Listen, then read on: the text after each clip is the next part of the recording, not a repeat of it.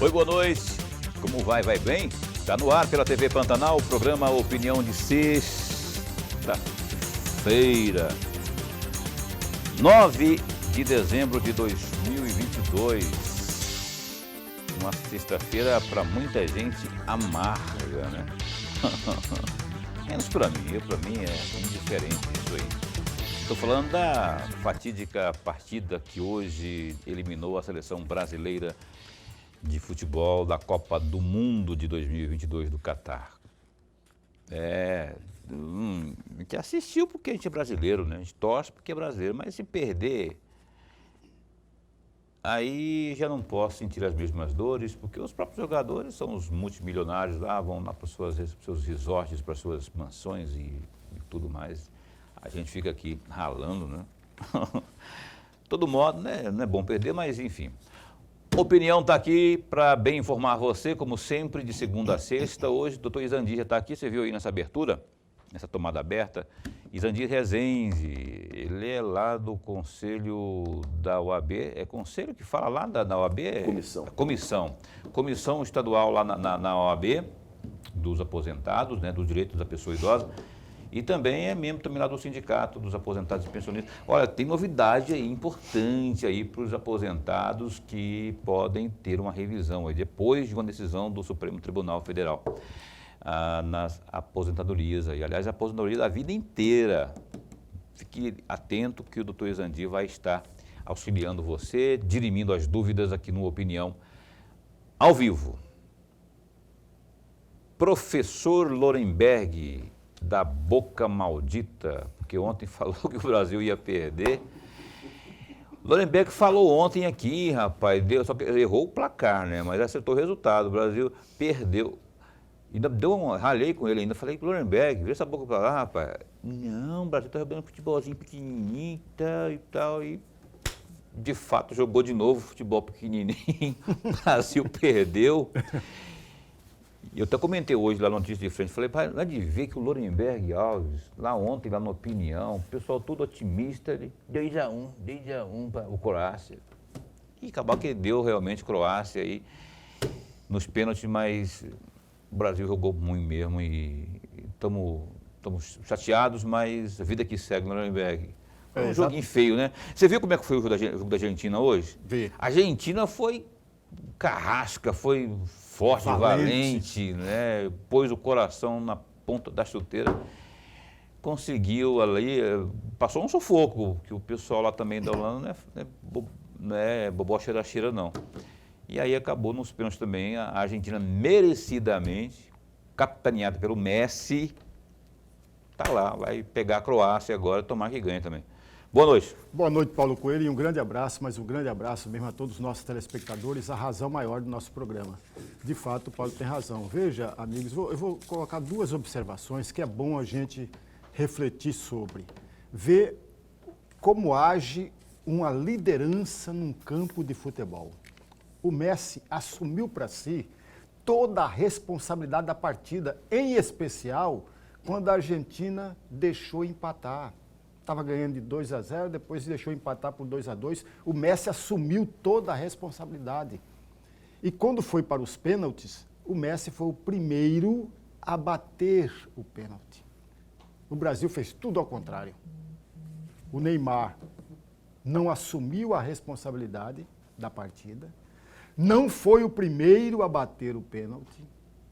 Então, quer dizer, agiu todo errado. E por lado do Brasil, uma seleção mal formada, mal preparada, mal escalada, o técnico substituiu pessimamente, ou seja, é um time muito ruim. Eu vou repetir aqui uma frase que eu já disse em programas anteriores. O Brasil tem que se preparar, garotadas mesmo. Aqueles jogadores de 28 anos, 29 anos, deixa para lá. Ele já tem, como o Paulo muito bem disse, tem mansões, tem casarões, tem tudo, tem aviões. Não precisam mais da seleção brasileira como vitrine.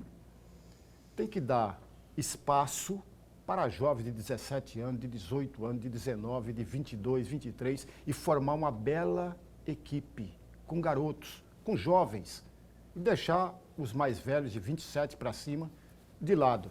que não tem mais futuro. Nós convocamos, o Tite convocou alguém de 39 anos, com todo o respeito que eu tenho por alguém Não, aí não. que jogou bastante. Ah, bom, jogou bastante. Jogou bastante, tenho respeito a essas pessoas, mas Daniel convocá-lo para uma seleção, olha, não tem jeito, não tem condições, não tem a menor condição.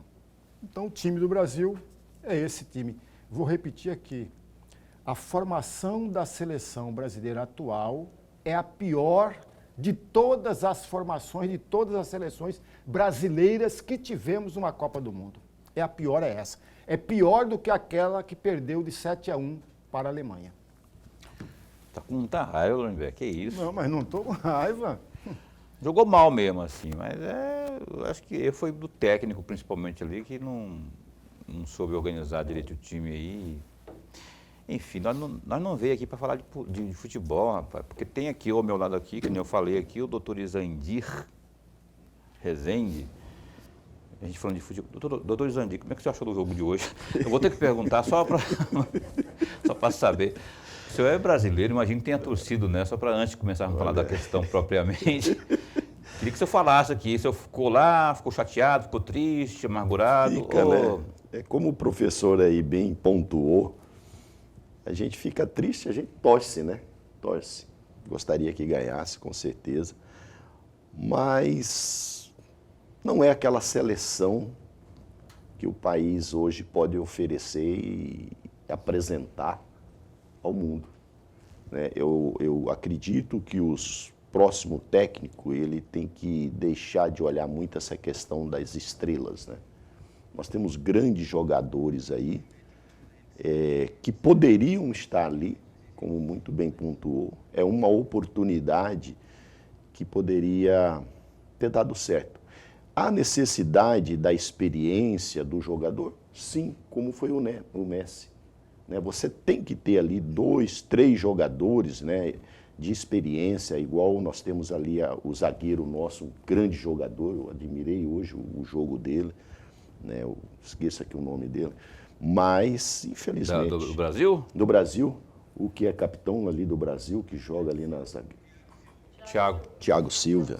Thiago Silva fez um jogão bonito, né, um grande zagueiro. Mas a ponta esquerda, né, o Vini lá, para mim, eu não colocaria aquele jogador. Nós temos jogador. Tem medo da bola. Não, tem que dar entrosamento para ele, tem que você jogar, vê que né? ele tem medo da bola. O jogador tem que chutar. Você está na frente do gol. Você tem um Você não pode entrar com bola, porque ele está com bola e tudo, né? Não adianta, você tem que bater, você tem que chutar. Aquele gol que nós tomamos foi frango.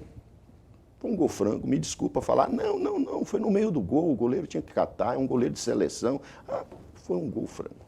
Para mim foi um frango. Sério? Se tivesse o goleiro do Palmeiras ali, aí não. Eu acredito que teria buscado ela. Palmeiras, Futebol à parte, vamos então falar de Boca, tá certo. O Boca falou para mim aqui, ó, houve um tempo, o Boca, nosso diretor aqui ele está falando para mim o seguinte, ó, houve um tempo que qualquer um sabia os nomes dos jogadores da seleção brasileira. Hoje ninguém sabe. Não sabe. Até eu, inclusive eu, né, que não, só sei do Vini, que foi do Flamengo, e do Paquetá, que também foi do Flamengo, e só também.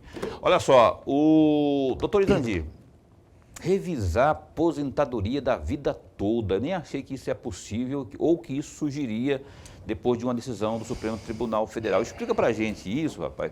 E como que as pessoas devem fazer. De repente, você que está assistindo ao programa Opinião, pode, inclusive, acessar, procurar, se informar e acessar isso. Daqui a pouco está com uma graninha boa aí no bolso, né? Como surgiu isso e como que vai funcionar? Olha, foi uma decisão do STF... nessa jornada aí da advocacia na área de direito previdenciário, para mim foi uma grande vitória, né?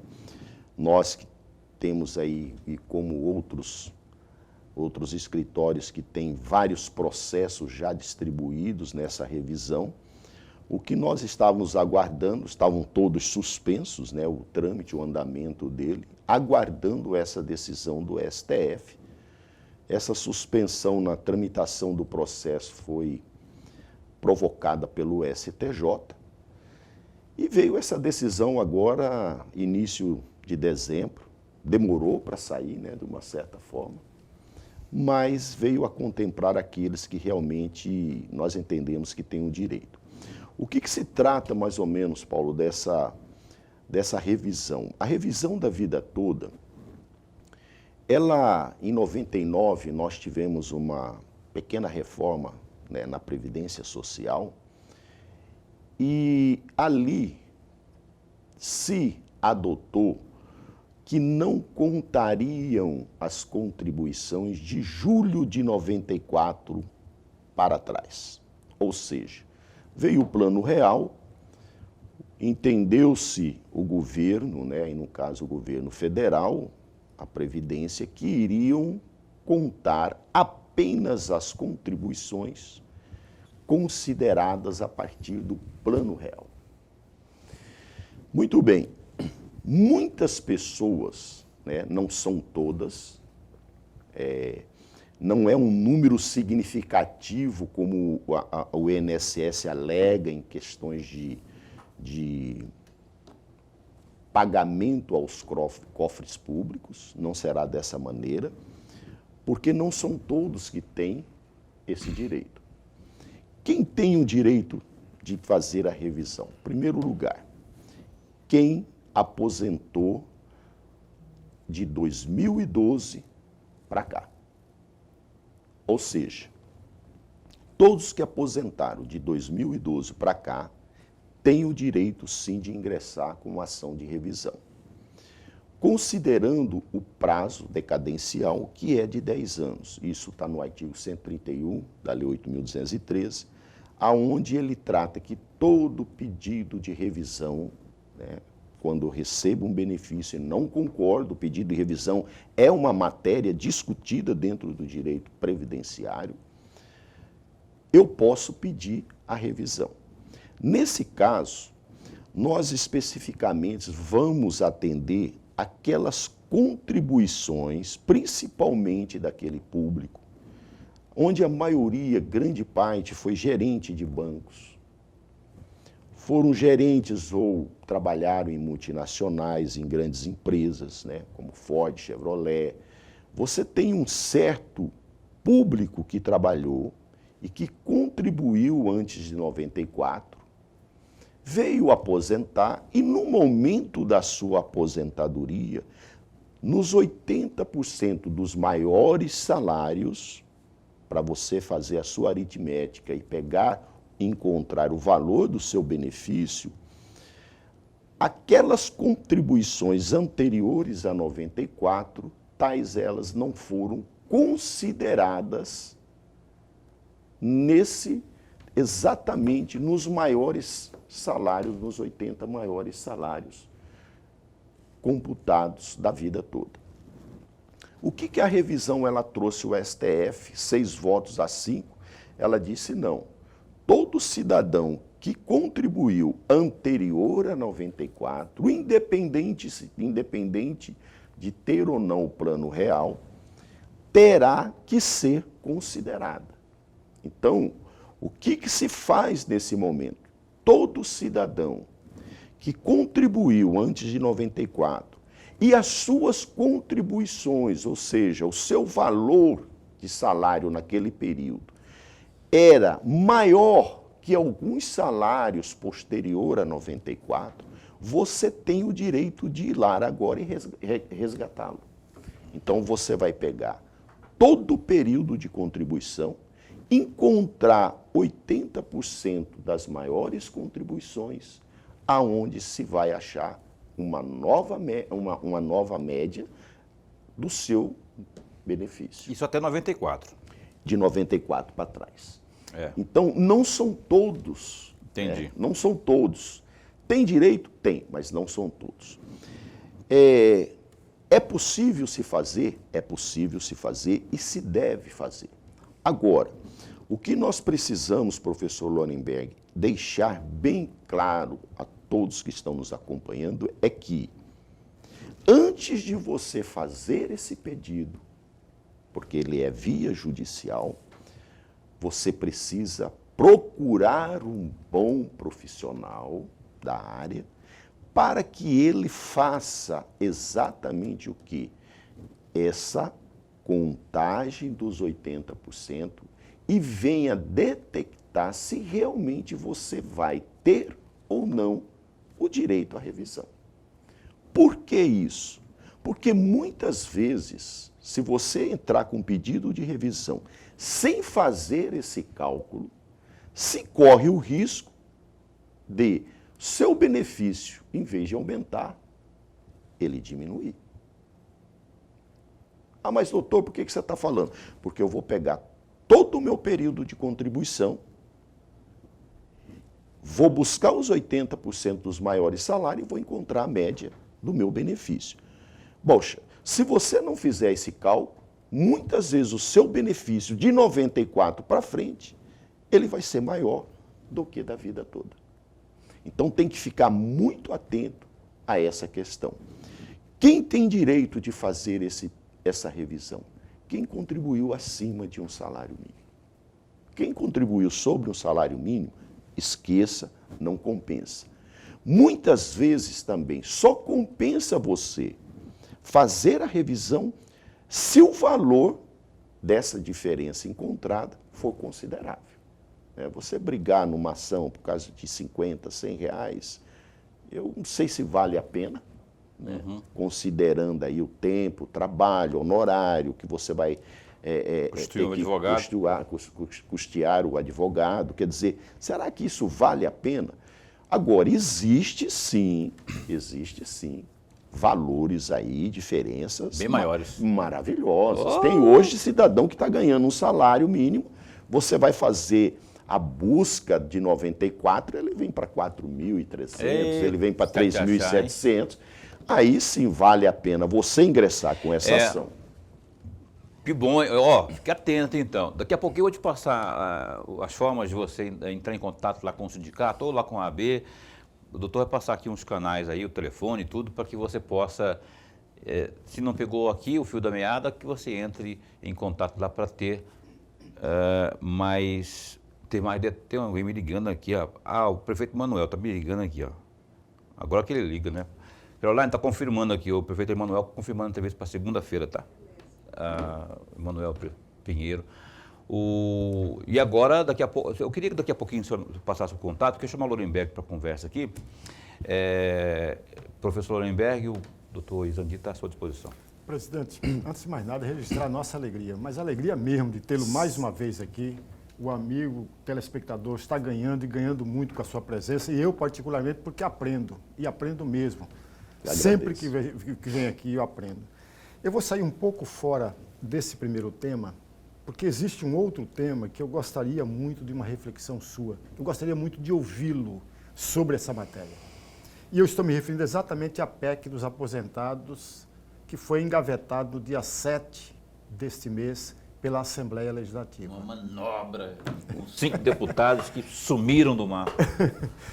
Então, essa PEC foi engavetada, precisava de 15 votos e obteve apenas 13 votos. 13 votos. E aí eu tenho duas perguntas, não a respeito de se é constitucional ou não é essa a minha pergunta. A minha pergunta é exatamente outra. O senhor deve receber no seu gabinete, deve receber quase todos os dias, aposentados também do Estado de Mato Grosso. Ora, se o senhor recebe também aposentados e pensionistas do Estado de Mato Grosso, e aí vem a minha pergunta, o senhor considera justa a cobrança de 14% previdenciária aos aposentados e pensionistas? Então é uma reflexão que eu peço ao senhor nessa primeira. E uma segunda, o governador e o governo Mauro Mendes agiu de forma correta quando ignorou o teto previdenciário, defendido inclusive pelo governo federal de 7.080, me corrija se eu estiver errado, 7.080, e ficou defendendo a todo instante de 3.000 e poucos reais. O governador Mauro Mendes e o governo Mauro Mendes agiu de forma correta quando ignorou esse ponto e bateu na mesma tecla para descontar 14% dos aposentados e pensionistas. E uma terceira, muito rapidamente, eu tenho que aproveitar a sua sabedoria, o seu conhecimento. Não seria mais plausível, é uma pergunta, não é uma afirmação, não seria mais plausível se nós tivéssemos um índice percentual para descontar de quem ganha até de 7 a 10 mil reais, um índice percentual, e aí vai aumentando, vai crescendo esse índice percentual à medida que aumenta também o valor dessa aposentadoria? Ou eu estou completamente errado? Você está completamente, três pontinhos, porque o doutor Exandissa vai responder após o intervalo comercial, já que a pergunta requer uma análise mais detalhada, não é? E é um assunto que eu também quero saber a opinião do doutor Exandi, que sabe tudo desse assunto, não é? E houve, muita gente chama de golpe aí sobre os aposentados, que são servidores que já trabalharam bastante, contribuíram bastante para o estado de Mato Grosso, deram muito suor, que agora estão rufando a faca na barriga do povo que está aí dependendo. E olha que teve aumento de medicamento recentemente. Aí, em abril desse ano, abril, mais de 12%. Aí, bicho, aí sumiu um lá, o carro quebrou, o outro estava sem internet, ninguém votou, e aí o povo, não vou nem falar o resto. A opinião vai dar um tempinho só, o doutor Exandi já responde aos questionamentos do Lorenberg Alves após o intervalo comercial, um instante só.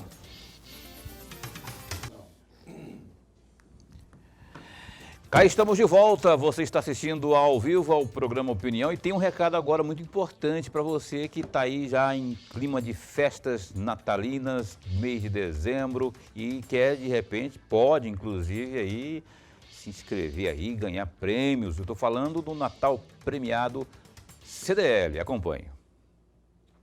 Chegou a campanha mais esperada do ano. É o Natal Premiado CDL, de 25 de novembro a 8 de janeiro. A cada R$50 gastos nas empresas participantes, você ganha um cupom. Pagando nas maquininhas do Sicredi, suas chances triplicam.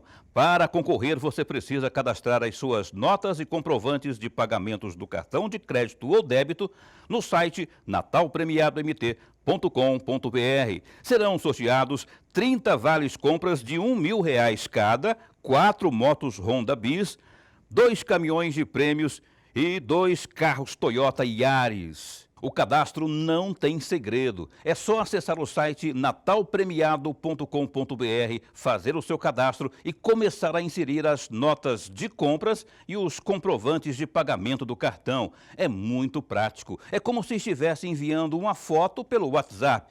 Mas é importante dizer que as imagens das notas precisam estar nítidas e constarem, no mínimo, os dados da empresa onde você comprou e o valor total da compra.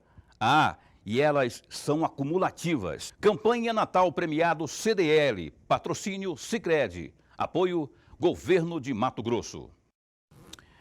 Legal, recado dado aí então da CTL. Olha, o gazetadigital.com.br tem algumas importantes notícias lá nesse instante, só acessar. A gente selecionou aqui duas, votação final aí da lei orçamentária anual, que é a LOA, e também apreciação lá do Fundo Estadual de Transporte e Habitação, o FETAB, poderão ser feitas pela Assembleia Legislativa em janeiro do ano que vem. O apontamento foi feito pelo presidente da Casa de Leis, deputado estadual Eduardo Botelho, do União Brasil. Foi feito na manhã, esse comunicado no dia de hoje, né? Foi na quarta-feira. Foi feito na quarta-feira esse comunicado, dia 7.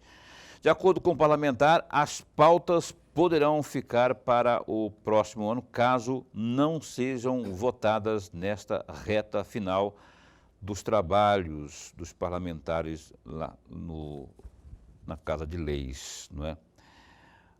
A LOA é a peça orçamentária que estipula aí quanto e onde serão executados os gastos do governo. Neste ano, a gestão estadual apresentou o projeto de lei à Assembleia durante a audiência pública no dia 23 de novembro, na manhã desta quarta. O Botelho citou aí diversas emendas feitas sobre a peça que foi encaminhada pelo governador, questionado aí sobre a quantidade de arranjos apresentados, no caso são as emendas, não é? E também a aproximação aí do recesso, o presidente do Legislativo afirmou que chamou aí os deputados, mas frisou que as atividades caminham de forma mais morosa durante o período de Copa do Mundo. Que avisa lá o Botelho que o Brasil perdeu, então acho que a coisa pode ficar mais célere, né? Rapaz, olha só, o general Júlio César de Arruda foi nomeado comandante do Exército pelo presidente eleito Luiz Inácio Lula da Silva, do PT. A decisão foi divulgada na quinta-feira 8, mas o nome do militar era sondado para o cargo há tempo. Arruda é cuiabano e atualmente o mais antigo general de 4 estrelas. Ele é chefe do Departamento de Engenharia e Construção. Ele foi comandante da Academia Militar das Agulhas Negras, a AMAN, e exerceu a função de assessor militar do Gabinete de Segurança Institucional da Presidência da República. E aí, Lorenberg, tem um cuiabano lá agora. Aliás, pensa numa lista quilométrica que é essa lista da transição do Luiz Inácio Lula da Silva. Rapaz do céu, eu não entendo um negócio desse aí. Aliás, muita gente, rapaz, 1000 pessoas. É que nem aquela música do Edu Lobo, zum, zum, zum, zum, zum, zum, tá faltando um. Sempre cabe mais um, parece. Lemberg, mas aí, o que você avalia desse momento pelo qual passa essa transição aí, esses nomes que foram anunciados? Fernando Haddad, cara, na Fazenda, o Flávio Dino lá na Casa Civil ou o Flávio Dino na Justiça. E o outro lá na Casa Civil, Na Casa Civil é o Rui Costa, Costa, que é o governador da Bahia. Turma boa, hein? E o cuiabano lá, você acha que é estratégico, por conta dessa questão aí toda que estamos vivendo aí? Paulo, tem duas coisas dentro das Forças Armadas, dentro dos quartéis de uma forma geral, que tem que ser mantidas. É a questão da hierarquia e da disciplina. Quando um presidente da República nomeia um general para comandar o Exército, ou a Marinha, ou a Aeronáutica, para comandar, não respeita a antiguidade, você quebra a hierarquia e você quebra a disciplina. Você coloca dentro dos quartéis algo pecaminoso, para não dizer um palavrão aqui, que é exatamente a politização dentro dos quartéis. Isso é muito ruim, amigos.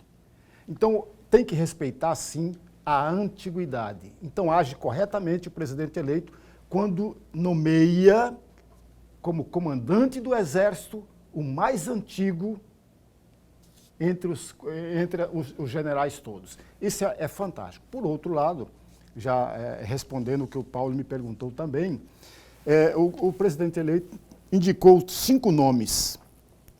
Eu devo dizer aqui, o ministro da Fazenda, o Fernando Haddad, que perdeu a eleição em São Paulo. Isso é muito ruim porque aparece como prêmio a uma derrota. Consolação.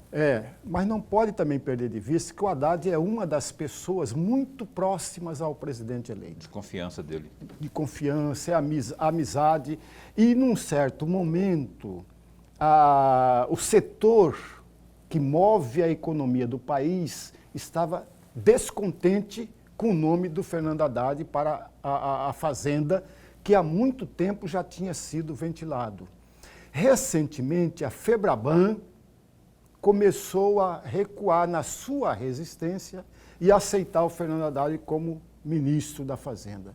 Mas tem um ponto muito bom no Fernando Haddad que eu gosto bastante. Ele é prudente e uma pessoa extremamente educada. Extremamente educada. Veja, amigo, só um exemplo para o amigo entender melhor o que eu estou falando. Quando ele percebeu que tinha sido derrotado nas eleições em São Paulo, o que fez o Fernando Haddad? Ligou para o Tarcísio, parabenizando-o e apresentando os seus trabalhos, se caso o governador eleito quisesse, apresentando à disposição do governador eleito. Isso demonstra a prudência, demonstra a educação do advogado Fernando Haddad, que ele não é nem economista, ele é advogado. O outro nome, do ministro da Defesa, José Múcio Monteiro, que pertenceu ao PTB, ele foi parlamentar, deputado federal por 4 ou 5 mandatos e foi aposentado agora pelo Tribunal de Contas da União. Ele foi deputado federal pelo PTB, mas é uma das pessoas também muito próxima ao presidente eleito. Dois pontos que devem ser considerados aí. O ministro da Defesa é um cargo civil, deve ser ocupado por um civil e não um militar, como cometeu o erro o Michel Temer, quando colocou dentro do Ministério da Defesa um militar, como também cometeu o erro gritante o presidente Bolsonaro, quando colocou dentro do Ministério da Defesa um militar. Está errado. É preciso desmilitarizar o governo. É preciso desmilitarizar a política. Esse é um cargo civil, deve ser ocupado por um civil. Mas eu, particularmente, gostaria de ter um outro nome, de ver um outro nome e não José Múcio nessa posição. Embora ele tenha, dentro dos quartéis, muita aceitação. E pode, sim, equilibrar as coisas aí. Eu já penso assim, quanto mais militar, melhor. Eu acho que... Aliás, são 8 mil militares que estão no governo Bolsonaro, né? Eu acho que ficou a prova muito certa aí, que deu certo. Agora, deu certo sob algum ponto de vista, né? Se você perguntar para uma pessoa mais contrária, uma pessoa da oposição, por exemplo, vai sempre ter um posicionamento diferente. Mas eu acho que a militarização dos órgãos públicos, do Ministério da Defesa principalmente, eu acho que preponderante que tenha essa sintonia com o pensamento do presidente. No caso específico de agora, né, até 31 de dezembro, do Bolsonaro. É alinhamento, confiança dele, não é? Ele é o perfil dele. Eu tenho que passar aqui para o doutor Izandi, ele tem que responder às perguntas que o Lorenberg fez no bloco anterior. Mas, doutor Izandi, eu fico instigado a perguntar, aí é um pitaco mesmo, como que o senhor... Aí eu queria que o senhor fizesse um comentário menor para a gente adentrar no assunto, né, da sacanagem que fizeram lá com os aposentados públicos, dos servidores públicos. A opinião do senhor, rapaz, sobre esse momento que nós estamos vivendo aí, do ponto de vista jurídico, porque o troço está cada vez mais fervendo, o povo não sai das ruas. O Bolsonaro falou hoje, do nada apareceu lá e falou umas coisas também lá, deu mais gás no povo. O que você acha que vai rolar isso aí, né? Eu acho que a corda não está esticada mais, arrebentou faz horas. Mas eu queria que você desse uma pinceladinha sobre como é que o senhor está vendo, como cidadão, como advogado, como quem conhece algumas questões aí do direito. Olha, a gente está numa situação, até para a gente falar, tem que pensar antes de falar, né? Opa! Então, quando nós estamos vivendo esse momento, para mim é um dos piores da minha vida. Um dos piores da minha vida. Como advogado, sinto muito o que eu vou falar, pela OAB não ter um posicionamento. Estou falando da minha história. Nós temos hoje um país, nos 4 anos que você fazer uma análise desse atual governo, Bolsonaro, uma falta de punho, de legalidade do Senado. De quem é a culpa? Do Senado. Por que o Senado é culpado? Todo brasileiro sabe. Você pega 32 senadores, tem cumplicidade dentro do STF. Então, a política em si do Brasil, se você trouxer os 3 pilares, tem uma que hoje está mandando. Se chama STF. Então, nós criamos aí um conflito de competência, aonde eu nunca na minha vida presenciei os atos que hoje estão ocorrendo. O direito à liberdade, o direito de se expressar, eu vejo que ela é fundamental. Da mesma maneira que eu posso, muitas vezes, num momento emocional, falar o que não deveria falar, mas nem por isso me dá o direito a alguém de entrar na minha conta, na minha privacidade pessoal que eu tenho, que muitos têm, né, de você ter uma comunicação, igual você pega deputados bem votados com mais de 1 milhão de votos, você tirar ele da rede social, que é o meio aonde ele fala com cada cidadão dele. Então eu vejo que o Brasil, nesse ponto, está deixando a desejar. E sim o devido processo legal, né? E é um Porque momento muito difícil. E o cara não, né? sabe o que ele fez. Não, a Constituição não hoje... tem acesso aos autos. Exatamente. Ô, você está me batendo por quê? Eu não sei, você está me batendo por quê? Eu tenho que saber por que eu estou apanhando aqui, né? Vamos dar um exemplo, você afastar um prefeito que foi eleito por uma canetada. Foi eleito pela maioria absoluta da população, legitimamente, não Deu é? uma opinião dele. Onde teríamos aí o Tribunal de Justiça ir num caminho mais curto, a Câmara Municipal para fazer impeachment, o Tribunal de Justiça para fazer julgamento de outras ações. E aí me vem lá um canetaço lá Mas enfim. É um momento de muita apreensão. Eu acredito... Até para comentar a gente fica meio... Fica. Hoje, eu estou falando assim porque eu vejo que hoje não foi da minha época. Né? Eu tinha lá meus 12 anos, eu lembro que eu recebia caneta, lápis, borracha, caderno, na época do sistema militar. Né? Então, estava na infância. Mas o que eu estou presenciando hoje dá medo de você falar. Mas o senhor não deve ter medo de falar sobre o assunto que o Lorenberg levantou no final do bloco anterior, que é sobre a PEC lá, essa votação que houve lá na Assembleia Legislativa. Eu queria, apesar de eu ter deixado para esse bloco para a gente falar um pouco mais, mas ainda vou falar de política aqui, né? Eu queria que o senhor fizesse, de forma bem resumida, aí, um comentário a respeito daquilo que perguntou aqui respondesse aquilo que perguntou meu caríssimo Lorenberg. Você lembra das Lembro. Por favor, então, de forma muito mais... Olha, eu vou dizer, professor, minha sogra faleceu tem 1 ano. E quando o governador tomou essa medida, é realmente, para mim, um desrespeito. Nós estamos falando do direito adquirido, de um princípio, gente, que nós não podemos jamais prejudicar, tirar desse cidadão. O mínimo que deveria ser feito, o mínimo, era você equiparar ao teto do INSS. Eu vou tirar 14% de quem? De quem ganha acima do teto do INSS. Que seria uma medida mais contemplável. Porque a partir do momento que você tira 14% de um cidadão que ganha R$5.000, vai fazer falta. E nós estamos falando de um cidadão que está na faixa etária dos seus 67, 68, 70 anos, 75.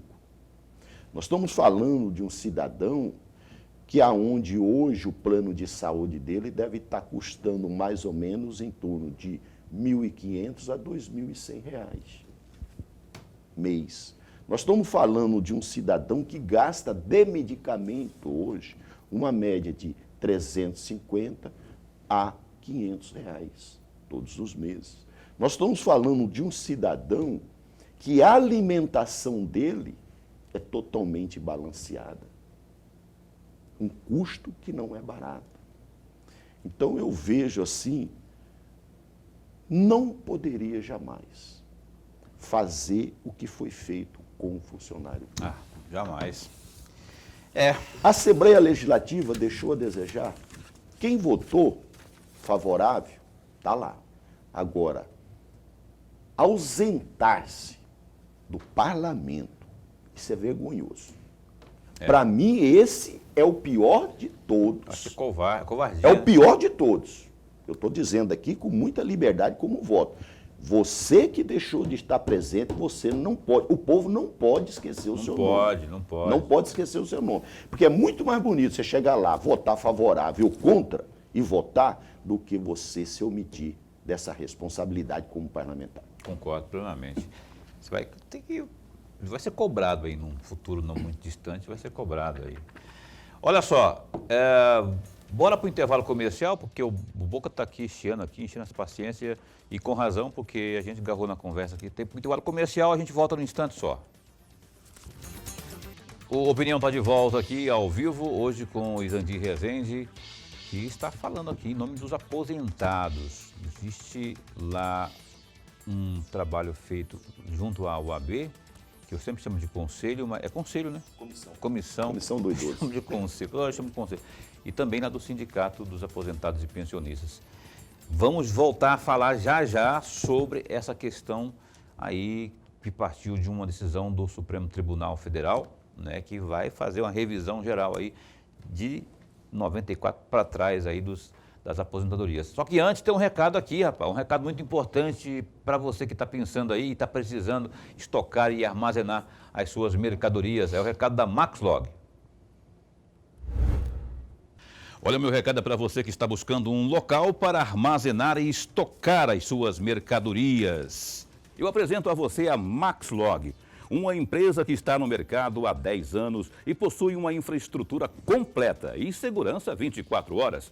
Atualmente, a Maxlog conta com 3 unidades em Cuiabá e uma unidade em Goiânia. Sua infraestrutura de galpões possui 167 mil metros quadrados de pátio e 55 mil metros quadrados de área coberta. A Maxlog tem como diferencial a oferecer aos seus clientes os seguintes serviços: monitoramento 24 horas por dia, portaria, serviços de carga, descarga para cargas batidas e paletizadas, sistema de pesagem de balança, banheiros e restaurante. A Maxlog também oferece serviços temporários de carga e descarga e ainda armazenamento. Agende a sua visita. Fale com a Maxlog pelo telefone 65-3611-6900. Maxlog, excelência em logística. Então tá, dado o recado aí da Maxlog. Eu vou pedir para o Lorenberg abrir o bloco de perguntas aqui para o doutor Isandir. Antes, porém, eu quero mandar um abraço longínquo. Se bem que hoje, com o advento da internet, nada é tão longe mais, não é? Tudo na chamada aldeia global, globalizada.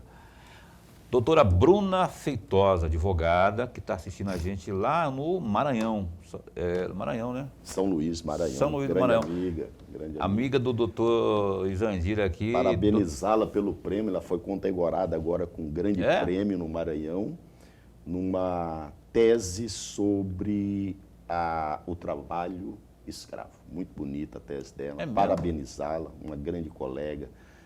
Doutorado, mestrado. Era daqui, não? Foi para lá? Como é não, que é? Ela é de lá. É de lá mesmo? Eu conheci nessas viagens que a gente faz de comissões e discussões, uma pessoa muito focada no direito da política pública social. Parabéns, doutora Bruna, viu? Quando vier aqui a Mato Grosso, vem aqui no programa aqui para prosear um pouquinho também, já que imagino que já tem uma bagagem, uns seus conhecimentos muito vasta, não é? Falar de prosear aqui, ou se não tiver muito assunto, a gente fala da vida alheia também, né? E está tudo certo, tudo tranquilo, dá uns pitacos de política também, porque a gente... Lorenberg, por favor.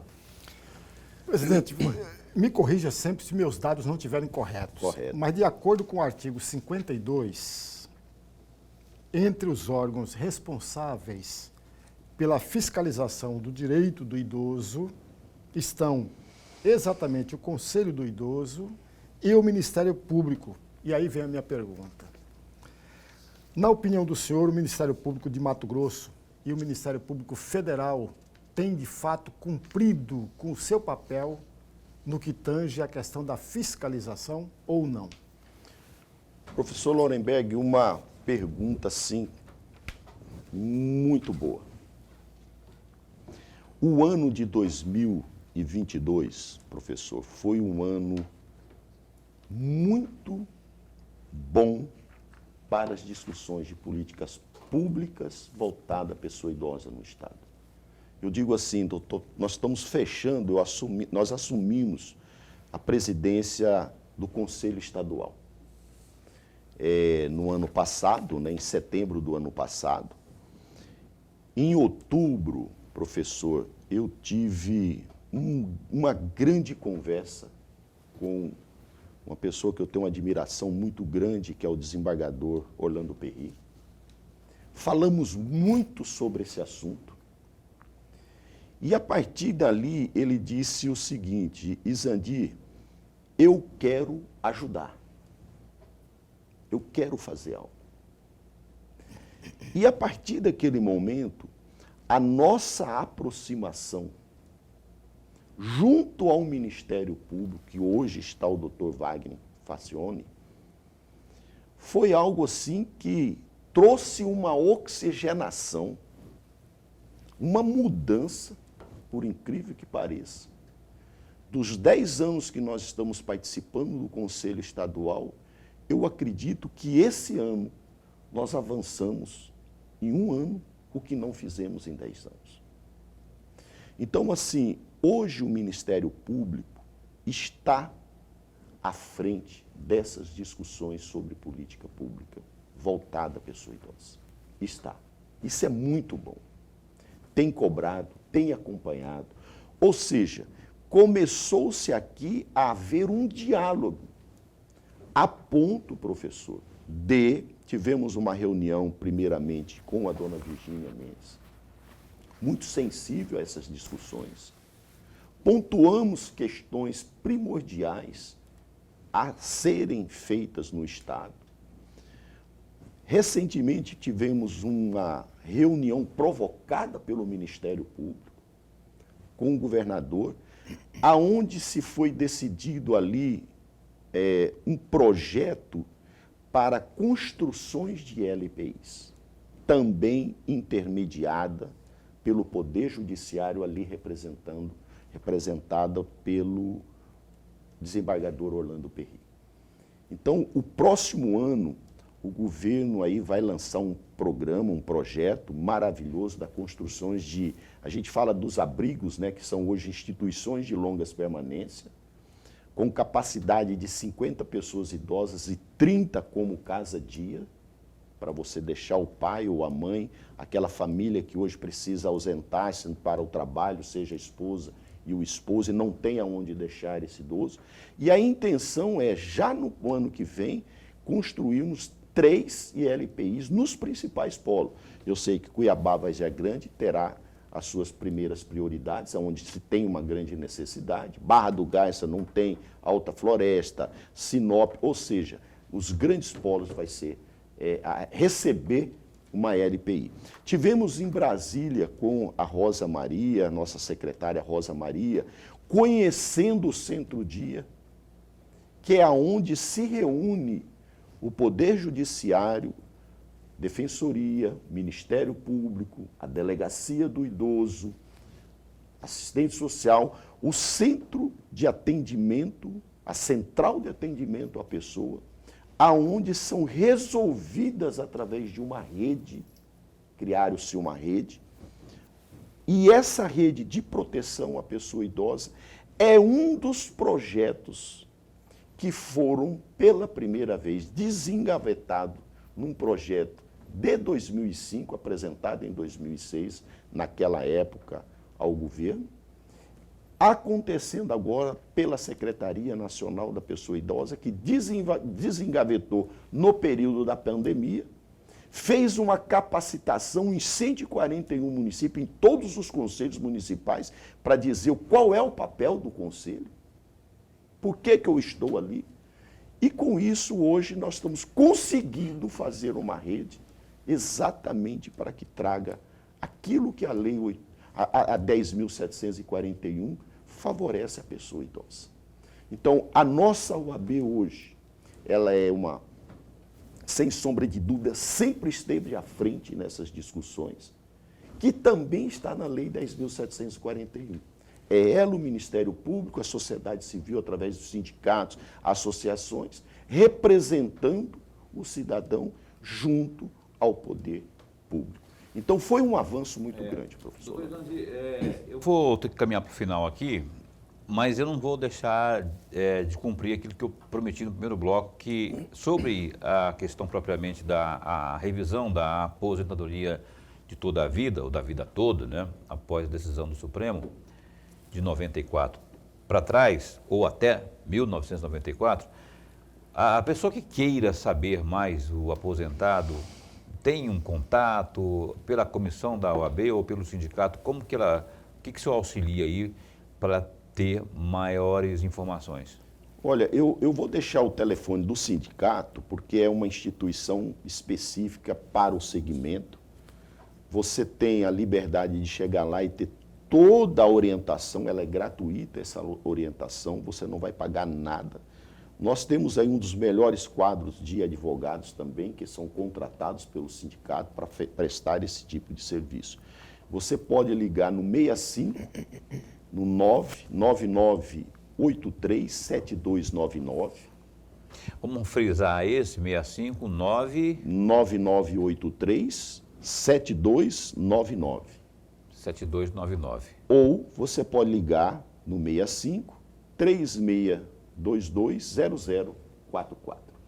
O fixo é 3622 0044. 0044. Qualquer dúvida, pode entrar em contato, é o horário agendado, você vai ser muito bem atendido e de lá você vai poder sair com tirando todas as suas dúvidas e procurar, obviamente, saber se tem ou não tem o direito da revisão. Eu vou pedir para o senhor, deixa eu ver aqui, eu tenho 1 minuto e meio. Em 1 minuto e 20, falar aí sobre o fundo do idoso lá, quanto à relação junto à Assembleia Legislativa. Estava dependendo lá do Legislativo, para que fosse aprovado. Eu queria saber como é que está isso hoje. Olha, o fundo do idoso é um dos questionamentos que nós tivemos, professor Hollenberg, juntamente com o governo.